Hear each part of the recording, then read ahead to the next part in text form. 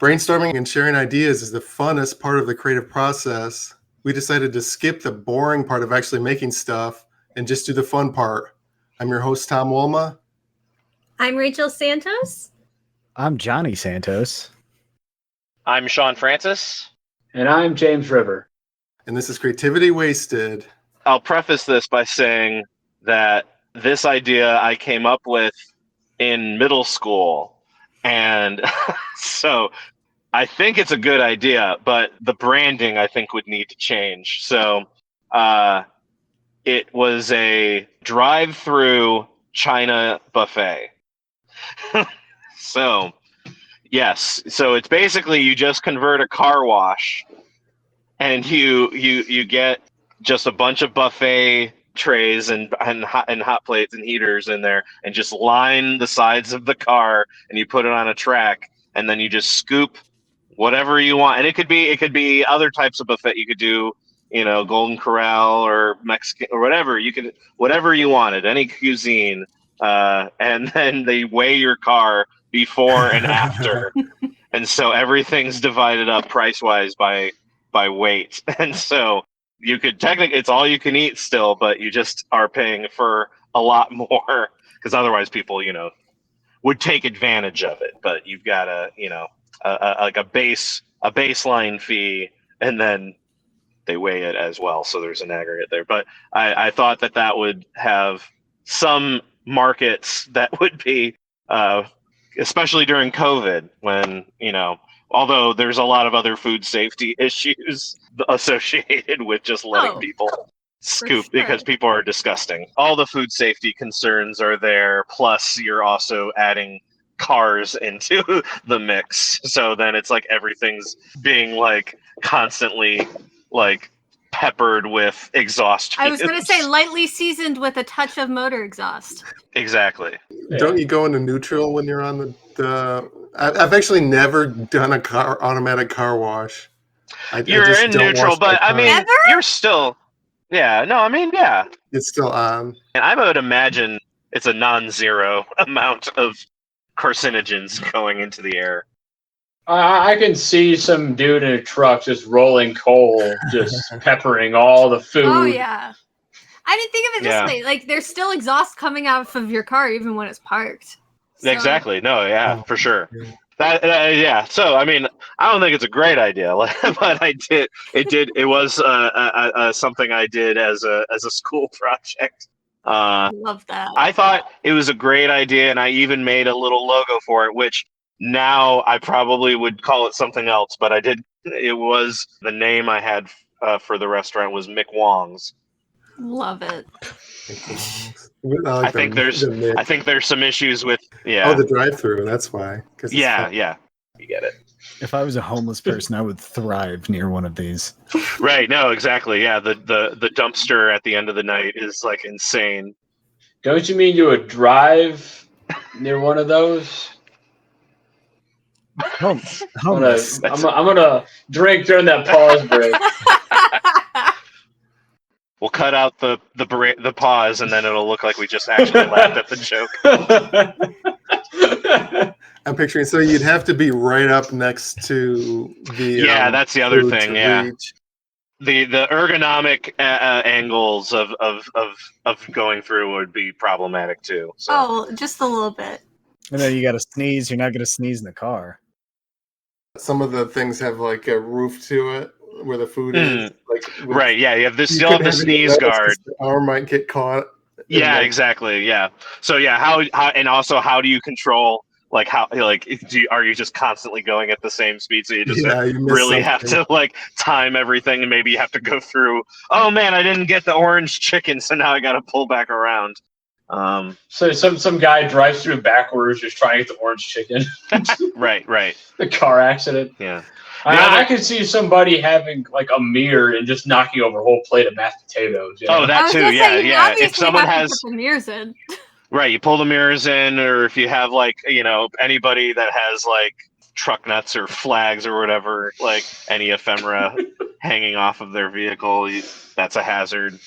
The other thing I realized, so this is mostly just me like explaining why my idea is bad, but it's also like if you do it by the weight option, you're also opening yourself up to like people like bearing their way in, like bringing like sacks of potatoes or like concrete blocks and then dumping them like while they're going through the thing. So you'd have to have staff basically making sure that you're not leaving anything behind. I would think because it is an interesting issue, a problem where it's like how would you do a buffet when you're Mhm. sitting in your car? I mean, Mhm. there's different ways. You could have the car moved on the track, like you said. You could have the car parked and like all of the food be on a track. Ooh, that's that. Yeah, so it's like those sushi restaurants where they all just like go around in a circle. Have you ever been in one of those? You ever seen? No, I Oh didn't yeah, Like know. they in Drake literally and have. Josh or I Yeah, Love they have a conveyor belt, and you just grab the food off of it as it goes by your table. Mm-hmm. It's like a Chinese Sonic. Right, exactly. And that was also why I was like, maybe we don't want to box ourselves into one type of food. You could also have it, you know, Yeah, you could why have limit yourself, right? and maybe different days of the week. You'd have, you have barbecue Wednesdays, you have burger Fridays, fish food. Yeah. Here's what you could do. Okay. I think this might be a plausible thing inspired by your idea. So you pull up to the drive-through menu, but it's not Mm. a static menu. Mm-hmm. It's a screen, Mm. and you're looking at the buffet. There's like a robot arm with the camera and with a plate that moves Okay. back and forth. So you Oh can yeah. tell it to move back and forth. You can tell it like Yeah, scoop you just one of this, pre-select. It's like a one of touch screen. You this. just yeah. You could I either like tell it that. to one more scoop, one more scoop, one more scoop. Yeah, like when you're at Chipotle and you're just like, and a little bit more, so and a little bit more. And you could say, Tell me when. move Yeah. this way, Yeah. move that way. So it would I be a virtual. yeah. There's You some wouldn't be moving. The right. camera would be moving. The spirit is still there though. I like that.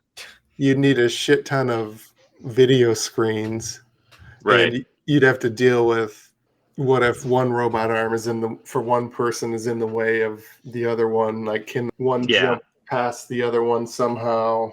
Mm-hmm. Or does every lane have their own buffet line with their own containers of food so they don't Yeah. have to deal with passing each other as they slide back and forth? Yeah, there's like a core. Yeah, it like has to do all the algorithm math, so it knows like, okay, this is how they don't crash into each other. Are motorcycles allowed? I mean, in this hypothetical, completely unfeasible scenario, I don't see why not. It's as much as you can carry. So if you want to try and Or walk fill up. a sack of food, that's the other thing. It's like I can just see. people bringing their own like containers and just like loading an entire like gallon bucket of fried rice or whatever. Just like a shop vac and just suck everything up. Right, yeah. There's a Jimmy Neutron episode about this. I swear to God. It could have been. I that wasn't one of my shows, but I can imagine that. Oh, man, I think he made a restaurant or something that like fully ran by robots. Oh, Yeah, sure. Yeah, and then I think like the robots eventually like took over the restaurant or something like that. I don't know. Right. Well, I was yeah, just thinking. it went to space. By that episode. Yeah, Restaurant of the Future. I mean, they're already essentially doing some of it, like DoorDash and things like that are starting, and some of the bigger cities are starting to use drones and robots and things like that. Like when you're walking down the sidewalk and there's the little weird-looking dog things. Pizza Hut was using like driverless cars in like Houston or something. Right? Yeah. Mhm. I mean, we're almost there as it is, but I still like the idea of like, I don't want to cook, but I don't want to like just stay at home. So I'm going to hop in the car and still drive to the old country buffet, but I don't want to go inside, so I'm just gonna scoop. Because it's like the other thing with like DoorDash or any of those things, it's like everything's very like limited to what they predetermine, 9-piece nuggets or whatever, or this X amount of mac and cheese or coleslaw. I want to be able to decide. I want a little less of this and a little more of that. So what if so that your car is on a track? mhm. What if there's a table next to the car? Okay. So you have to actually get out of your car and then sit at the table, and the table moves with the car, so you can scoop. This is Maybe you're moving away facing from the food. drive-through aspect of it, but I keep going. You're facing the food, Uh-huh. so you can grab it with two hands. So you're at like a right angle. You still have to worry about if you go past it, it's too late to grab it. But then you would have to, Right. when you're done, you'd have to stand up and get back in the car. So it's not as annoying as getting out of the car and walking into a restaurant, but you do have to get up and walk like 2 steps to a table. Is that like too much effort? I see where you're going with that. I feel like like I'm not opposed to it necessarily, but I feel like Americans in general are going to be too lazy for that amount of work. Could you imagine if that's how they were doing COVID tests during the pandemic? Like, you could go into the restaurant, but jump on my mobile table so I can give you this. Yeah, and we'll just keep everybody 6 feet apart. Your arm is moving, and they're just trying to time it right. I can just imagine, like, it's like one of those pie arms just chucks it into your car. Right. Yeah. There's like so many like egg rolls. There's so many options for failure and malfunction. You're allergic to seafood. You just get like a piece of shrimp stuck in your like air conditioning. Oh yeah. Every time you get in your car, you start having a reaction. Yeah. Cross contamination, allergies, all of this. Again, this is essentially why this idea is doomed to fail. But I would sue the dog shit out of Mick Wong's. I would make so much money. It basically is. Yeah, this is like a class action lawsuit, like dream. I found truck nuts in my mac and cheese. I'm suing. Yeah. So yeah, that's the idea. The credit card scanner would be like those wavy things at the end of the car wash or whatever. Right. Yeah. You hold up the card and it just slides across it, and then that's how it pays. Yeah, or you hold up your phone to the Apple Pay tap, and it's just waving back and forth across your windshield. Tap. And then they have like another one. They have like the other wavy arms, but it just like traps you if you don't like pay. Yeah, I was gonna say like the like tap doesn't work, so it just automatically calls the police. Mm-hmm. Oh, and at the end, instead of like an air freshener for your car, they give you like a tree-shaped dinner mint. Any shows or anything you want to plug before we go? Yeah, come check out Mondays at the Comedy Project, Comedy Outlet Mondays, every Monday at 7 p.m. in Grand Rapids, Michigan. And I also perform on the weekends there, so check out their weekend shows Fridays and Saturdays, 8 and 10, for improv and sketch specifically. But Monday, we got a little bit of everything. I'm at Comedy at the Creek in Diamonddale, Michigan on September 23rd. Cool. Us too. Nice. You are? Yeah. This Friday, I'm going to be in Waterford at the Irish Tavern with Mikeaholics. I'm doing Detroit to LA at Mark Ridley's on the 12th.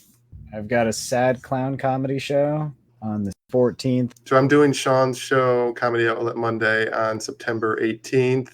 I have a Twitch stream called Gamey McFitness that's unrelated to comedy. I build video game controllers into fitness machines. What? And then play games on them. I just finished the rowing machine one. I'm going to try right after this. This has been a production of Planet Amp Podcast, powered by Pinecast.